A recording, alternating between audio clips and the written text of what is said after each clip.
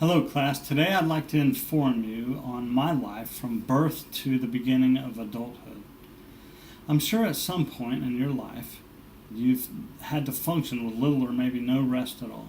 Maybe you're awake all night with an ill child.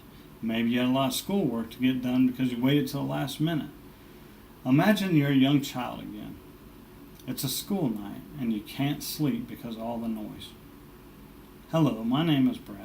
Today I'm going to tell you about my life from birth to adulthood, where I was born, the environment I was raised in, and how I began my adulthood. To explain my life, I believe it's important that you know where it all began. I was born in Topeka, Kansas. The hospital I was born in was actually only a block away from the hospital my wife was born in just 9 hours later. Of course, we didn't meet at the time of birth, but her mother remembers doctors talking about how a newborn was cut open during a C-section. Oddly enough, that was me. I still have the scar to prove it.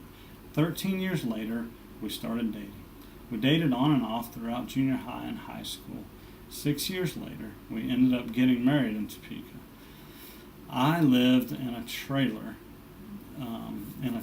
court, and my mother and her husband didn't make a lot of money. And all the money they did make was spent on drugs and alcohol and the whole partying scene. It was embarrassing at times, but I always made the best of it. You know, prior to my teenage years, I was raised in a rough environment. I was raised by my mother, who gave birth to me at a very, very young age. My biological father offered to pay for an abortion, which she denied, so he abandoned us before I was even born. My mother raised me alone for a couple of years and then decided to get married to a local rock star. From that point on, I was raised in that partying type of environment with the drinking and the drugs and the loud music. Don't get me wrong, I really enjoy the loud music still to this day, but the sleepless nights made it really tough for me and all through school, and I feel like I've struggled ever since, really. I ended up moving around from my grandparents to friends' houses. Unfortunately, the last friend I lived with, his parents were alcoholics too, so it was pretty much the same environment. Anyway, once I made it through high school, I was really excited to be able to make my own decisions as an adult. So my first decision as an adult was to get away from all the madness. I joined the United States Air Force right after high school. I went to Germany for my first assignment, and after a year I married my high school sweetheart, and we spent the next 2 years touring Europe. And the next assignment was in Oklahoma, where we spent the next 6 years.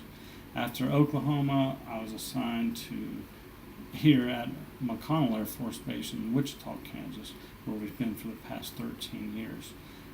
Also along the way, my wife gave birth to 3 beautiful boys, and we're really strict about where, we make sure they're in bed on time, they have a set schedule, they eat on time, all that stuff, and it all really helps them learn and helps them focus on school like they should be.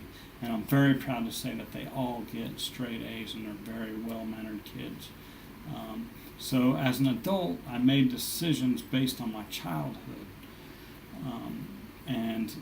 I must say that it's really turned out great to this point. In conclusion, starting from the birth in Topeka, my life was pretty crazy. We were kind of like that Joe Dirt family living in a trailer court.